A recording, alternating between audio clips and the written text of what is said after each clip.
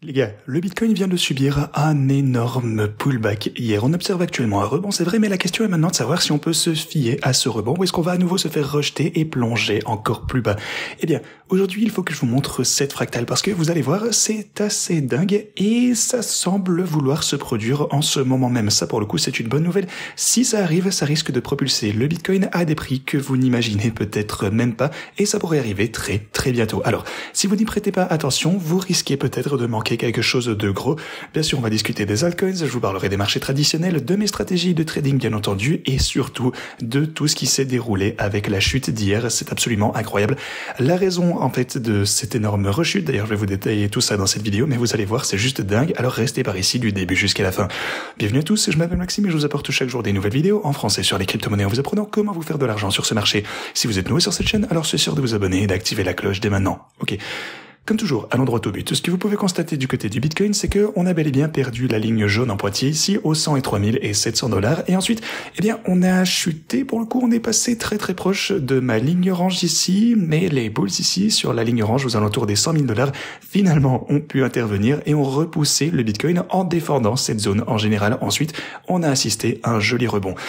Vous pouvez constater que, eh bien, on vient retester un petit peu la ligne jaune en pointillé ici, donc cette fois à la baisse. Vous pouvez voir qu'on commence déjà à avoir des difficultés à la franchir de ce côté, mais encore une fois, je pense que ce n'est qu'une question de temps, qu'on va de toute façon pouvoir franchir cette ligne jaune en pointillé, et on va continuer bien plus haut que ça, que ce soit tôt ou tard. Donc, je pense toujours qu'on est dans un bull market, rien n'a changé, les prix vont selon moi augmenter, et surtout, rappelez-vous, avec ces pullbacks, beaucoup de personnes sont en train de paniquer. Personnellement, eh bien, la raison surtout pour laquelle ça ne m'attriste pas du tout, c'est parce que ça correspond parfaitement à mes attentes et ça me permet de réaliser surtout davantage de bénéfices grâce à mes stratégies de trading. Alors, bien sûr, je vais revenir sur ce sujet dans un petit moment. Vous rappelez d'ailleurs une fois de plus que tout l'intérêt de ces bots, de ces stratégies de trading, eh bien, ça réside dans la volatilité. Sinon, je prendrais juste une position longue. Il ne faut pas anticiper le pic ni le bottom, juste laisser la volatilité faire son œuvre grâce au profit de gris et ensuite on va générer des profits croissants au fil du temps. Tout comme vous pouvez le constater d'ailleurs sur cette stratégie Bitcoin qui a généré 414 000 et même d'ailleurs avec une stratégie comme celle de XRP ici où on est entré à 2,29 $, eh bien, maintenant, on est largement en dessous de ce niveau. Donc, si on avait maintenu, eh bien, ce niveau sur le XRP, on se serait fait totalement démolir, mais grâce à la volatilité, eh bien, jusqu'à présent, on a réalisé 42 000 $, ce qui signifie qu'on est en profit. Donc, plus la volatilité est forte, plus les profits sont importants. Et puis ensuite, la hausse se poursuivra et notre position, eh bien, qu'on hold sera également en profit. C'est pour ça que cette volatilité ne me dérange absolument pas. En fait, je souhaite voir ceci tant que, bien sûr, la hausse en général se poursuit. Ça signifie simplement, donc, que je génère davantage de profits au fil du temps. Alors, ceci dit, laissez-moi vous montrer cette fractale. Ce que vous pouvez voir, c'est qu'on est également sur l'intervalle journalier et vous constatez qu'on a déjà eu une ligne de tendance précédemment ici en 2024. On a essayé de franchir ceci de ce côté, mais sans succès malheureusement. On a eu notre dead cross ici, on a rechuté, on a formé notre bottom. Ensuite, on a eu une golden cross juste ici, on est remonté jusqu'à la ligne de tendance et là, c'est vraiment là que ça devient intéressant parce que regardez ce qui s'est passé. La première fois qu'on a atteint la ligne de tendance, on l'a dépassé, on a rechuté ensuite, on l'a dépassé, on l'a retesté et puis après ce point, donc après la Golden Cross, on a connu une énorme période de hausse ici, les 120 000 $. En fait, vous pouvez voir qu'on entre dans une situation assez similaire actuellement. Donc, on a cette ligne de tendance ici, on a notre Death Cross, on forme le bottom, on remonte, on franchit pour le coup la ligne de tendance de ce côté, tout comme vous avez pu le voir ici, on l'a franchi ici. Ensuite, on a eu un pullback, tout comme on a eu un pullback ici une fois encore. Ensuite, on est remonté ici, pour le coup, on a retesté cette ligne de tendance. Et ensuite, Golden Cross ici, évidemment, c'est produite de ce côté. Et à partir de ce point, si on observe la même chose, comme vous avez pu le voir de ce côté, avec une augmentation de, eh bien, 120%, ceci risque d'entraîner une hausse du Bitcoin, encore une fois, si c'est proportionnel, jusqu'aux 164 000 $ sur le court terme. Donc, si on procède de la même manière, tout comme vous avez pu le voir ici en 2024, eh bien, l'horizon temporel, se situerait vers septembre de 2025. Alors, Ce que j'ai envie de vous dire pour le moment, c'est que je ne pense pas que ça va être le cas. Je pense que ça, c'est trop rapide. À mon avis, ce sera probablement plutôt vers la fin de 2025, c'est-à-dire, disons, novembre, décembre, voire début 2026. Encore une fois, conformément à ce que je vous ai toujours dit, je pense depuis au moins un an maintenant, je pense que le pic du Bitcoin se situera plus probablement quelque part en 2026. Maintenant, eh bien, les institutions s'en mêlent, c'est un petit peu différent, ou, eh bien, au minimum, à la fin de 2025, j'accepte aussi. Donc voilà, c'est ce que je surveille actuellement, mais cette fractale semble prometteuse. Alors, est-ce que vous pensez que ça va pouvoir être un scénario similaire? Faites-le moi savoir en commentaire. Si je prends maintenant le Bitcoin, vous pouvez voir qu'on essaye de franchir cette ligne en pointillé jaune. Le support précédent est également présent de ce côté. Alors, comme vous le savez, si on le franchit, je m'attends à une belle hausse jusqu'aux 106 500 $, et puis une période de hausse une fois encore. Alors, concernant l'Ethereum, on a franchi à la baisse notre niveau de support hier, au milieu de tout ce chaos. Au minimum, on a trouvé du support au 2400, mais oui, effectivement, l'Ethereum a franchi ce niveau de support clé, c'est dommage. Et d'ailleurs, si vous regardez Solana, également une importante cassure, on essaye de remonter. Le Doge, pour le coup, a subi une énorme rechute ici, simplement surtout à cause des tensions entre Elon Musk et Trump, que j'aborderai dans un petit moment. Sinon, le prix de Cardano se repose également sur un support ici. Alors, les marchés traditionnels, de leur côté, se portent plutôt pas mal. Ça, c'est un bon signe déjà. Vous pouvez voir d'ailleurs qu'on a même dépassé les 6 000 $ hier. Donc, les marchés traditionnels semblent plutôt bien orientés. Sur mes stratégies de trading, comme je vous le disais, plus la volatilité est élevée, plus les profits sont importants. Alors c'est sûr que ça pourrait paraître un petit peu inquiétant que le portfolio de bull market soit en baisse de 111 000 $. Mais souvenez-vous, je n'ai alloué que 50% de mes fonds ici, donc j'ai encore pas mal d'argent à y allouer. Donc je vais simplement faire ceci dans un petit moment. Mes stratégies dynamiques finalement ont progressé de 165 000 $, donc c'est cool. Mais encore une fois, plus la volatilité est élevée, plus les profits sont importants. Alors certes, eh bien la crypto connaît une forte chute générale, mais eh bien, au long terme, ça signifie simplement qu'on va réaliser davantage de profits. Donc, c'est finalement une excellente nouvelle si vous savez gérer ceci.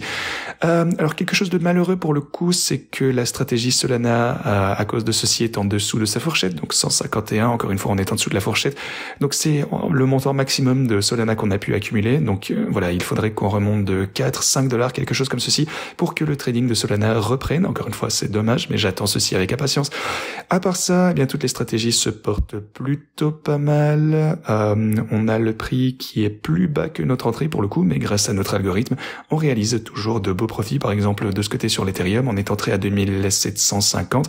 Alors, on n'a pas ajusté, en fait, on n'a rien fait depuis lors, donc on aurait été largement en baisse si on avait holdé, parce que le prix est de 2460 maintenant, mais grâce à l'algorithme, on a tout de même gagné près de 20 000 $, ce qui est une super nouvelle. Donc voilà, on réalise toujours, bien entendu, de beaux profits. Donc, effectivement, la stratégie se porte pas mal, ça semble prometteur et ça continue de générer davantage de profits. Alors si vous souhaitez prendre position, c'est maintenant le moment idéal pour vous lancer à un prix bien inférieur à celui auquel je suis moi-même entré. Alors n'hésitez pas à vous rendre en description de cette vidéo, inscrivez-vous avec ce lien, réclamez vos bonus via ce lien. Ensuite, eh bien vous pouvez copier mes cryptos principales ainsi que le reste de mon portfolio de bull market si vous le souhaitez. Alors si vous souhaitez également utiliser ceci pour n'importe quel autre altcoin, j'ai plus de 180 autres crypto-monnaies de ce côté via ce lien. Donc cliquez simplement ici et vous accédez eh bien à cette liste où vous pourrez trouver sûrement l'altcoin de votre choix. N'hésitez pas donc à y jeter un œil, je pense que j'ai la majorité de toutes les cryptos populaires. Et aussi, si vous souhaitez faire des trades manuels, n'hésitez pas à vous inscrire sur Wix ainsi que sur Tabit, vous aurez des super bonus de dépôt. On a une campagne absolument exceptionnelle donc sur Tabit et Wix. L'inscription est possible depuis quasiment tous les pays, alors si vous rencontrez des difficultés pour vous inscrire sur un exchange, n'hésitez pas à utiliser ceci. Vous obtiendrez également jusque 100 $ gratuits sans KYC sur Wix et jusque 200 $ gratuits sur Tabit ici. Encore une fois, c'est pour une durée limitée, sans KYC. Voilà. Alors, il faut que je mette à jour ce texte ici, mais voilà. Encore une fois, n'hésitez pas à en profiter. Mais ceci étant dit, on a eu un gros scandale hier sur Twitter et c'est vraiment la grosse raison pour laquelle les cryptos, les actions, surtout celles de Tesla, ont également chuté. Alors, Elon Musk est venu déclarer quelque chose de... En fait, il était très en colère contre Donald Trump. Il a déclaré que le projet de loi que Donald Trump veut faire adopter augmenterait considérablement les dépenses, ce que Elon Musk ne veut absolument pas voir. Donc, voilà, il a déclaré carrément qu'il faudrait peut-être destituer Donald Trump. Alors ça, c'est vraiment gros à déclarer. C'est complètement fou. Certaines des citations d'hier, on a les droits de douane de Trump provoquant une récession au second trimestre de cette année. Et encore plus ici, c'est vraiment le moment de lâcher la bombe de vérité. Donald Trump est dans les dossiers de Epstein. C'est la vraie raison pour laquelle ils n'ont pas encore été rendus publics. Ça, c'est juste totalement dingue. On a vraiment des coups de feu qui sont tirés de droite à gauche. Alors, sans moi, Trump aurait perdu les élections, les démocrates contrôleraient la Chambre des représentants et les républicains seraient au Sénat. Alors, qu'a répondu Donald Trump? Il a déclaré que le moyen le plus simple d'économiser de l'argent, des milliards et des milliards de dollars, c'était de mettre fin aux subventions et aux contrats gouvernementaux d'Elon Musk. Alors, il a déclaré « J'ai toujours été surpris que Biden ne l'ait pas fait », menaçant donc de supprimer les subventions d'Elon Musk. Et Elon Musk, après ça, a déclaré que Donald Trump était impliqué dans les dossiers en amont. Donc voilà, ça a coûté cher au marché, évidemment. C'est un drama que personne n'a vu venir. On est en plein dans le chaos ici. Donc, grosse baisse générale. Espérons bien sûr très prochainement qu'ils vont pouvoir trouver une solution. Je pense qu'ils sont supposés se réunir aujourd'hui pour tenter de trouver une solution. On ne veut bien sûr pas que tout ceci soit rendu public. On ne veut pas des querelles publiques entre deux des personnes les plus puissantes de la planète. Donc voilà, s'il vous plaît, ne vous disputez pas publiquement, assurez-vous que ça reste dans vos limites, afin que les marchés n'en subissent pas les conséquences, ce qui ne fait aucun sens.